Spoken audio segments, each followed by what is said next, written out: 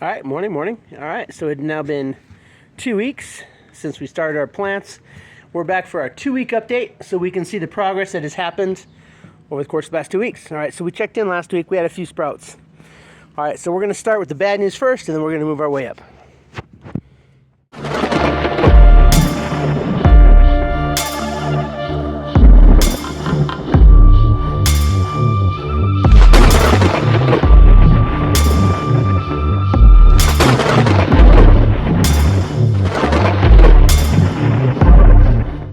All right, so coming up to our first spot here, and this is our marigolds. And as you can see, not a single bloody sprout. Not one. Nothing's going on in that one. However, we come over to our second marigold pot, and what a shock, what a shock, what a shock. Oh, we have one marigold sticking his head up. That's good. So the marigolds are starting to come in. So that's a really good thing. All right. So I'm going to come back over here. This is our first tomato and basil bucket. And as you can see, we've got 2 tomatoes and 1 basil sticking their little heads up.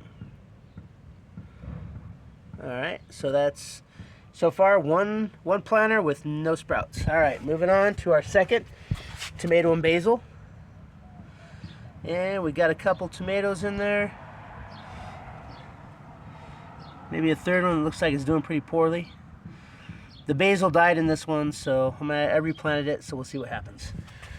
Moving on to our first jalapeno cilantro bucket. We got a couple, I believe those are cilantro sprouts coming up. They might be jalapeno. I think they might be jalapeno. I think I'll put the cilantro in the front and the back. But all right, moving on to our second jalapeno cilantro bucket. And oh, we got another sprout over there.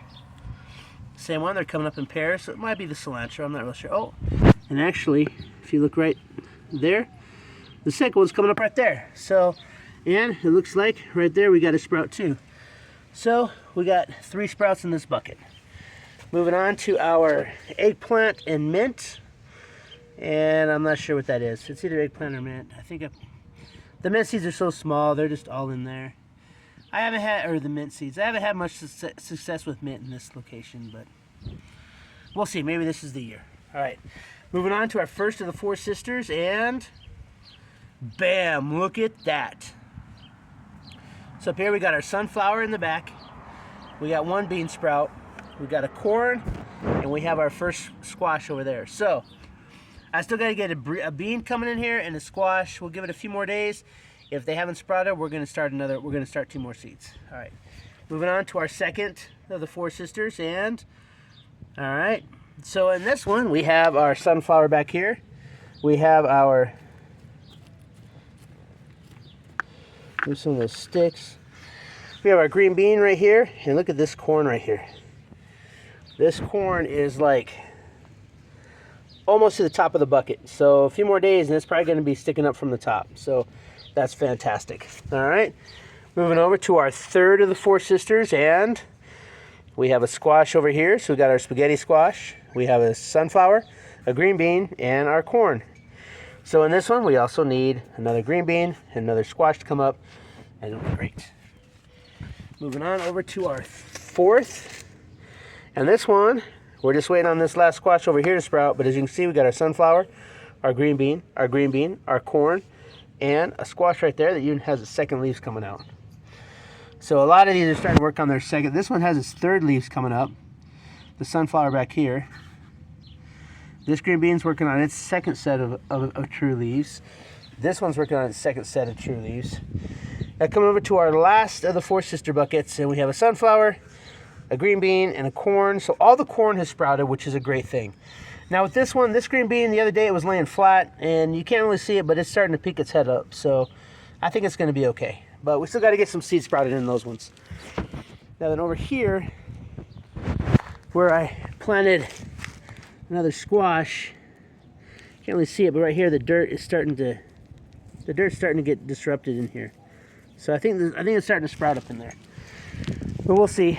The pomegranate tree is still looking a little bit sickly, but it'll come up. All right, now we're going to go over to where we transplanted some spaghetti squash, and look at this. Look at this. Like, this squash is peering its head up from the side of the bucket even. Look at all that. Look at all that.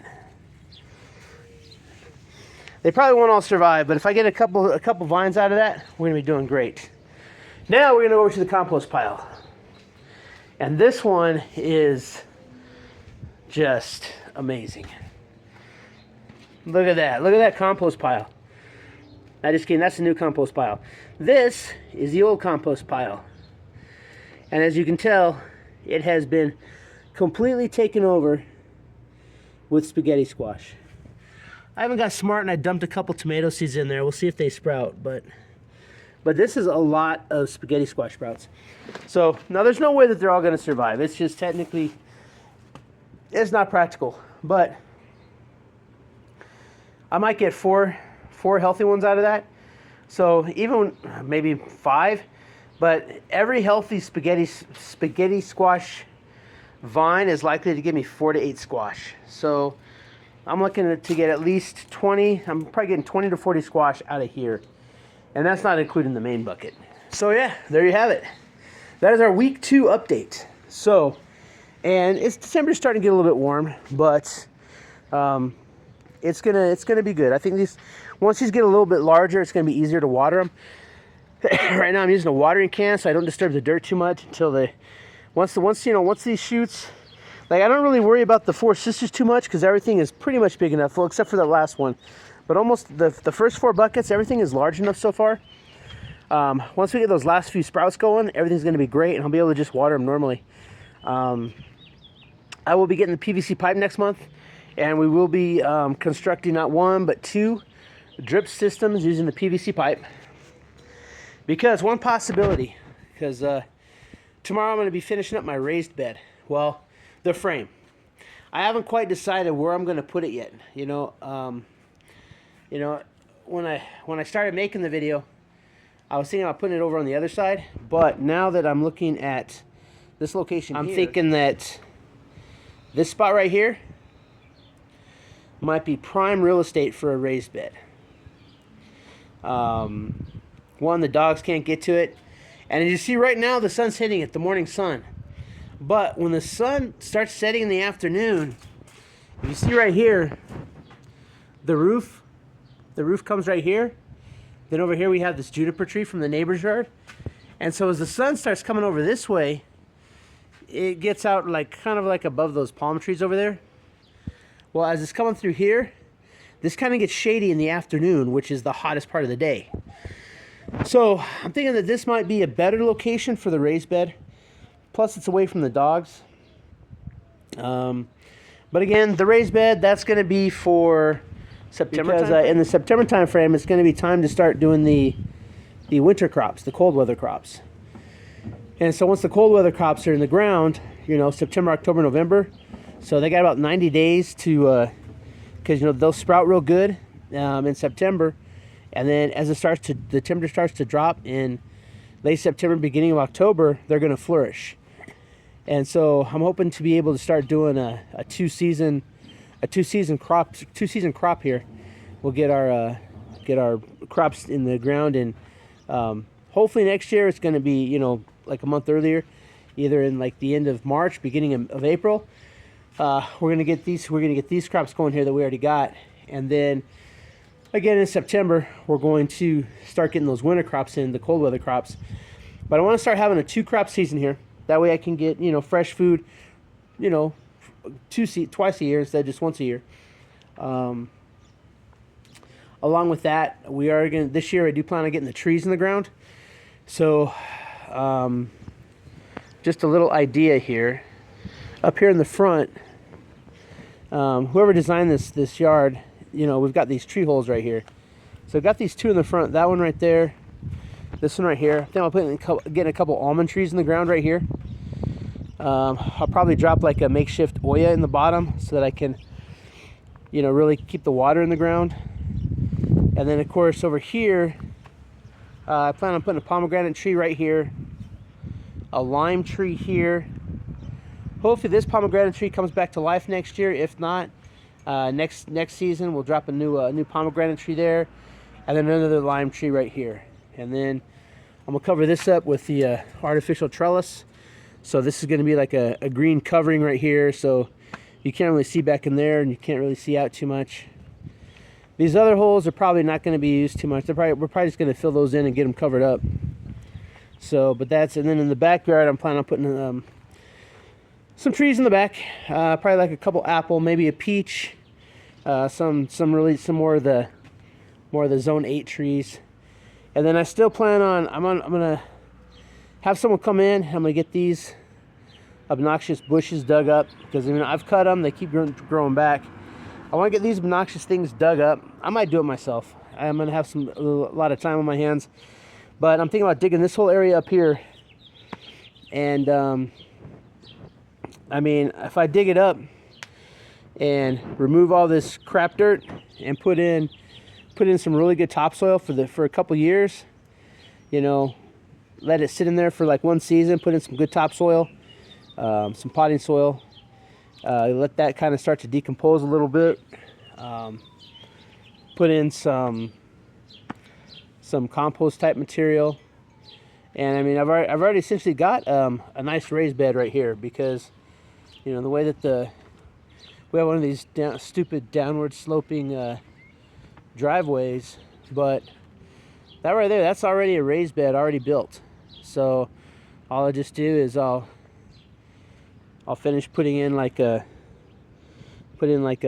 trellis system right here, fence it off, so that, you know, keep out the unwanteds. This is the only good thing about these bushes, is they do have these flowers which bring in the pollinators, but these things are just an eyesore, really.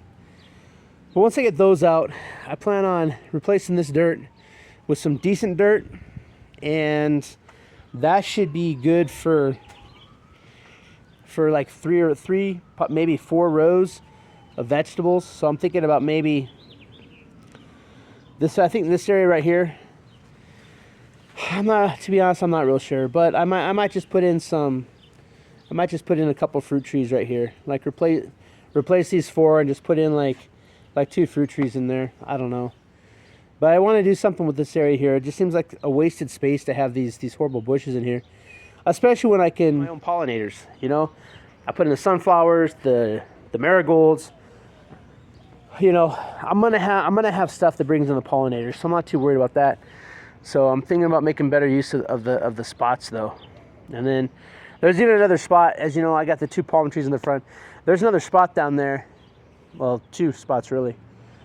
Not really just one, because the other one's kind of in the neighbor's driveway. But I got another spot down there that I'm thinking about putting another tree in. Not a palm tree, that's for sure. Possibly like if I can get like a nice white oak. Because then I can have my own source of fresh acorns. But I don't know. We'll see what I decide to put down there, if anything. But that's what's going on. But anyway, that's it for week 2. Hey, this is your first time on the channel. Please consider subscribing. I really appreciate it. Do me a favor, hit that thumbs up for me. Leave me a comment, tell me what you think. But yeah, I think this year's going to be a good season. I think we're gonna get a lot of fruits, a lot of vegetables this year. Some it's just difficult to grow here. Not impossible, but difficult. You know, if I get some nice areas, once the trees start providing some like shade, then it's going to be like a whole different game plan, because then I can really have stuff, you know, grow that way. So but yeah, other than that, hey, that's it. Until next time, keep prepping.